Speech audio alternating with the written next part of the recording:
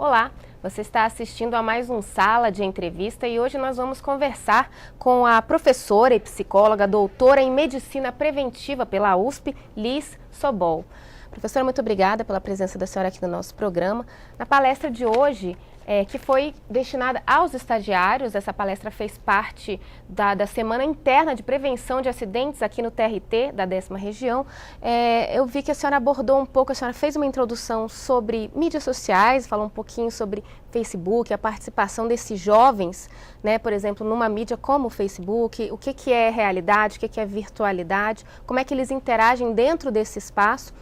Falou um pouco sobre identidade, mas o tema principal era assédio moral. Qual é a relação dessas três coisas?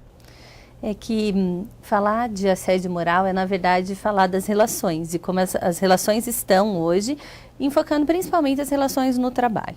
O que acontece é que é necessário contextualizar as relações em geral na sociedade. E aí o Facebook hoje e as mídias sociais, elas representam uma caricatura bastante próxima da superficialidade das relações, bastante próxima de uma ilusão de superconexão, quando na verdade predomina um individualismo e um certo distanciamento. Então, as mídias sociais, elas favorecem uma distância certa, né? Ou seja, confortável para esse momento histórico, no qual não há nem muita profundidade e também nem tanto distanciamento. Então, há uma ilusão de pertença quando, na verdade, os laços estão muito fragilizados. E nas mídias sociais também predomina uma noção de quantidade de contatos, que representa uma quantofrenia, a doença das medidas, dominante hoje no nosso contexto, em que a performance é muito valorizada. Vale mais a imagem que você passa, como aparece exatamente nas mídias sociais, do que quem realmente você é. E nessa, a identidade fica muito fluida, muito vulnerável. Junto com a identidade da performance das mídias sociais, que estão relacionadas também a consumo, a identidade hoje também é muito centrada no trabalho, numa carreira e numa identidade dentro da produção, desse mundo do trabalho. E esses dois elementos, eles deixam a identificação, o processo de identificação do sujeito, e principalmente nessa fase de estágio, bastante frágil. Então, eles não estão se constituindo ainda como integrantes de uma sociedade, se descobrindo como eles se posicionam diante de grupos de trabalho, de situações difíceis. E ter a identidade centrada em trabalho e em consumo, as referências do que é sucesso nessas duas dimensões mudam com muita frequência. Então, eles ficam muito fragilizados e facilmente se submetem, não se posicionam. E aí, diante do assédio, pode haver uma situação de submissão extrema, de não posicionamento, de uma aceitação, chegando até a uma normopatia. O que é isso? É avaliar que isso é normal, que eu mereço ser tratado assim, que essa é a forma de tratamento. Que o assédio moral é uma hostilização grave, constante no ambiente de trabalho, que pode ser realizada tanto com o propósito de destruir, eliminar aquela pessoa do contexto, principalmente estagiários, né, mas também de fazer produzir, por medo de humilhação, por medo de perder o estágio. Esses estagiários acabam se engajando ou se calando.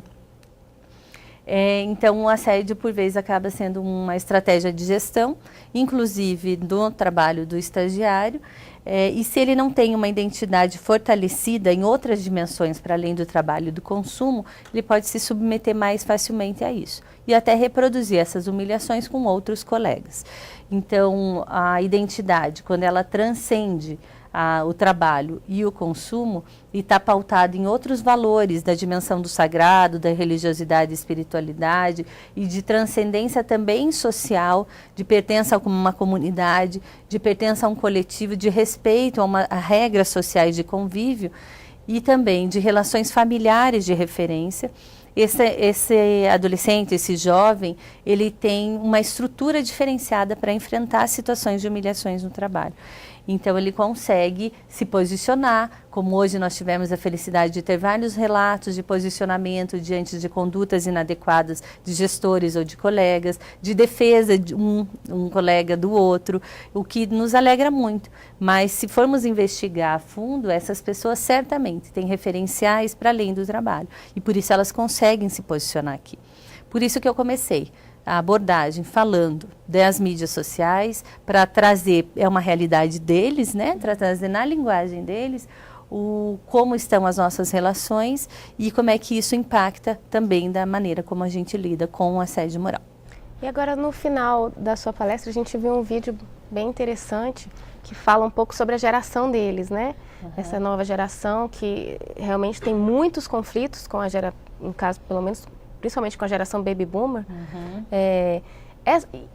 Esses conflitos, eles têm solução? Né? Vindo das duas partes, o que será que se pode ser feito ou refletido, pelo menos nesse sentido?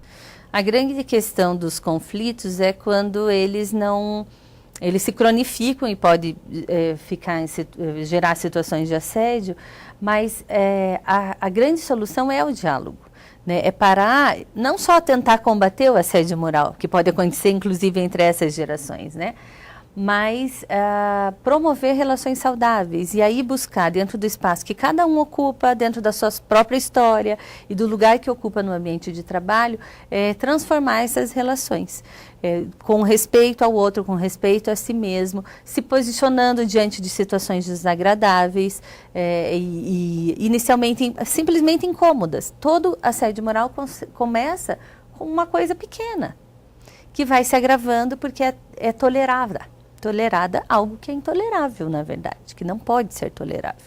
Então, as soluções de conflitos na verdade, pensarmos não só em não praticar assédio, mas em ter relações saudáveis, em desenvolver e não o trabalho a qualquer custo, os resultados a qualquer custo. Mas lembrar que vivemos em uma sociedade em que não devemos servir a produtividade, mas o que a gente produz tem que nos servir enquanto seres humanos. Isso é uma inversão da lógica que hoje está aí colocada, que coloca valores econômicos, financeiros, de resultado e produtividade acima da saúde das pessoas que trabalham, da justiça para as pessoas a quem se deve servir.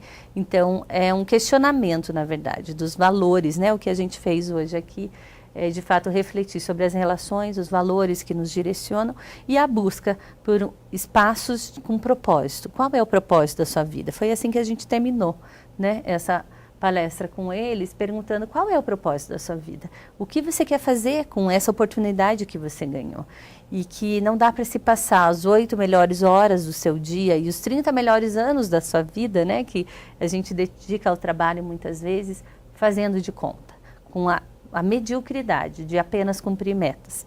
Que metas você tem? Qual é a sua meta? Qual o seu propósito? É apenas cumprir metas?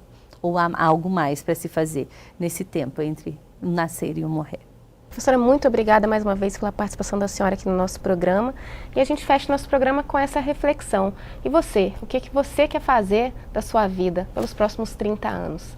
Até o próximo Sala de Entrevista. Tchau.